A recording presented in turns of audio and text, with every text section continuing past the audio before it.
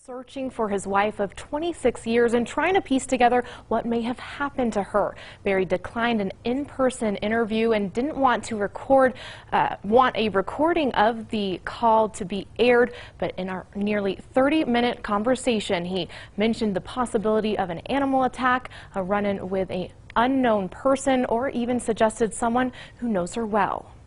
Honey, I love you. I want you back so bad. That's Barrie Morphew, a week after Suzanne, his wife and the mother of his two daughters, disappeared, pleading for help. 95 days later, Barrie says he's still searching. Quote, "My wife and I have been in love since 1988, and she's the love of my life, and I continue to search for her every day, and I will until I find her. I promise, and I promise my girls that." During our phone call, he mentioned several times of his family's deep faith, saying, "We don't know why God does what he does, but we have to trust him." Telling me an avid biker found herself riding in the same area where Suzanne's bike was allegedly recovered. And I actually missed seeing the ribbon. I wish there was a bigger kind of memorial for her here. Others, someone had knocked on the window, and it was Barrie Morphew. Questioning his search methods. He went to write down like a description of maybe what she was wearing. Tiffany Butala, a manager at Poncha Market, says Barrie came to the store on May 12th with a brief note. I really thought it was weird because he didn't explain what her color her eyes were, or her hair, or anything about her, you know, like how tall she was or anything.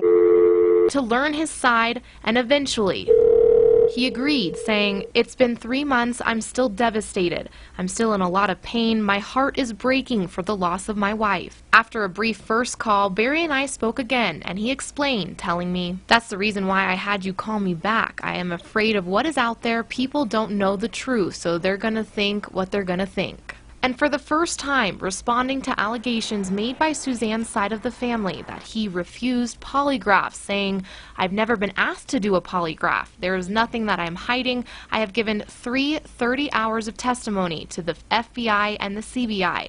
I've answered every question, every single question." Private investigator Dan Corsentino, who's worked in law enforcement for 25 years and was a former Pueblo County sheriff and Fountain police chief, says even if a person is asked to submit to a polygraph.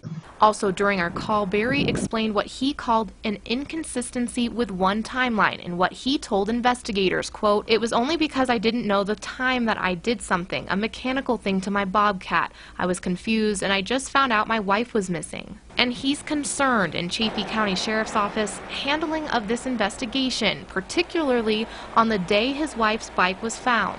Telling me my buddy was there right after that, and he said that they completely destroyed the evidence, and he tried to stop them, but they wouldn't listen to him, and said this is not CSI.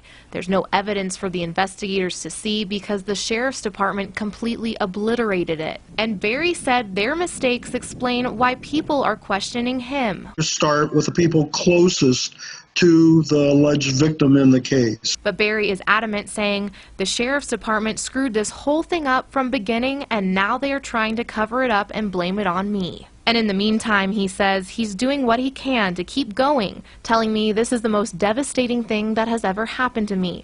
But I have got to keep my faith and trust in God, and Suzanne trusted the Lord. And if one person got saved from this, she would think it was worth it. And we are just a godly, loving, caring family, and this thing is just a tragedy.